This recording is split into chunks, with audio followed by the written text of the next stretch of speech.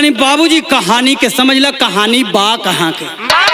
उत्तर प्रदेश में एक ठे जिला पड़ेला जेकर नाम जौनपुर है, और जौनपुर जिला में गौरा शाहपुर थाना के अंतर्गत एक कबरुद्दीनपुर गांव पावल गई, और वो कबरुद्दीनपुर गांव के रहे वाला रामजीत यादव और दूसरे पड़ोस के नाम लालता यादव बतावल गई।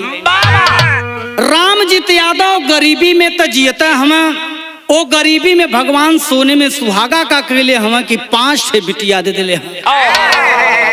कौनो तरीका से ओ बेटियन के पाल पोस के सियान कैले। गम तो सतौले ही है कि भगवान हमके को लाल न दिहन, लेकिन कुछ दिन के बाद भगवान ओ परिवार में एक ठे लाल भी दिए हैं जेकर नाम अनुराग यादव बतावल गए। अनुराग लइकवा पढ़ले लिखले में बड़े होनहार रहल, यहाँ तक कि ताई कमांडो की खेल में 1 नंबर के रहल।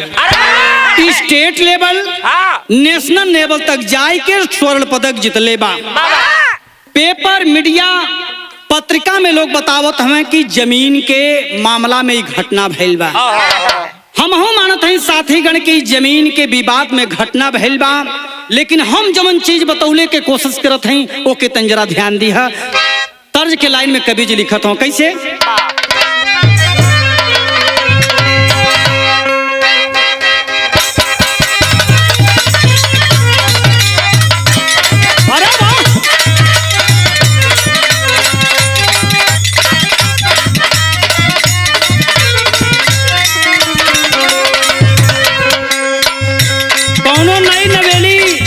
मेहरारू के गौना भइल, और जब घरे गइल बा 2-4 दिन बीतल बा, सुहाग रात बीत गइल बा, तब फोन करके सखी सलेहर भौजाई पूछत है कि का हो सखी का हाल बा।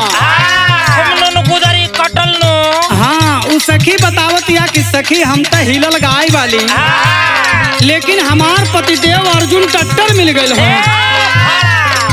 लेकिन कमी कहाँ से बा।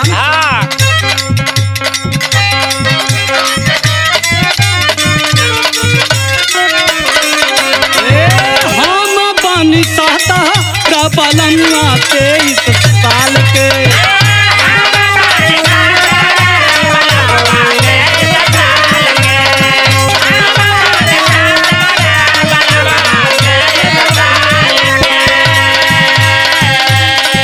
भौजी रे जिंदगी आ रखी खतरे में डाल के।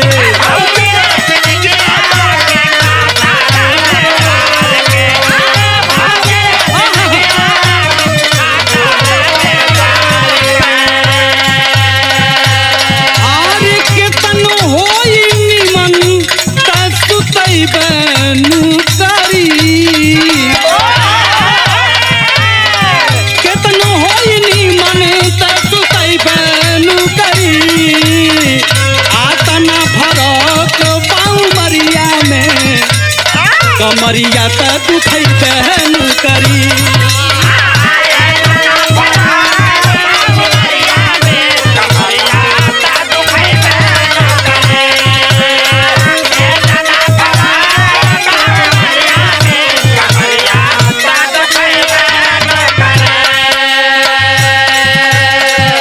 उन लड़कवा कैलस का खेल भावना में, अरे खेल में नवेंदा अंदर मेडल हासिल कैले।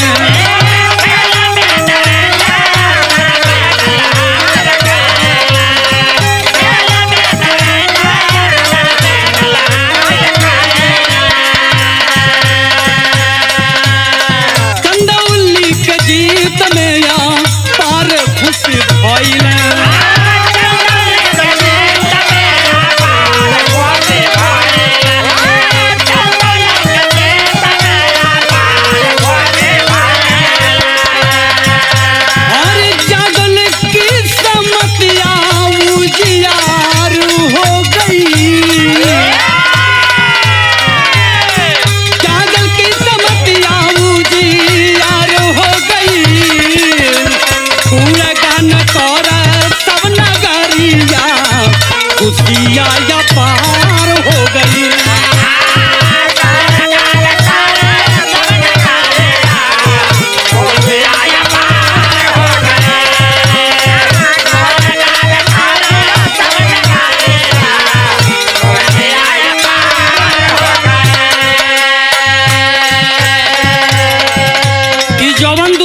परिवार के बतौनी जो लालता यादव झारखंड से कोल माइन से रिटायर होके आयल हैं। लालता यादव के एक लड़का के नाम रमेश यादव बतावल गई और एक लड़का के नाम राजेश यादव जो मेरठ में एसआई के पद पर तैनात है। लालता यादव के मन में कुछ न कुछ चलत बा। आई विवाद कहाँ से उठल? अरे गंगा में रहले ग्राम तांबा के जमीनिया,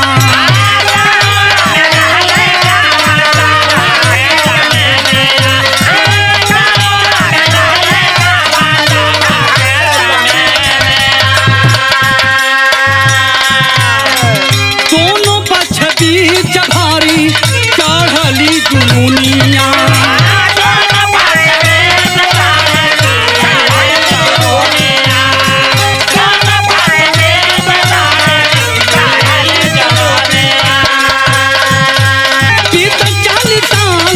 करार हो गई,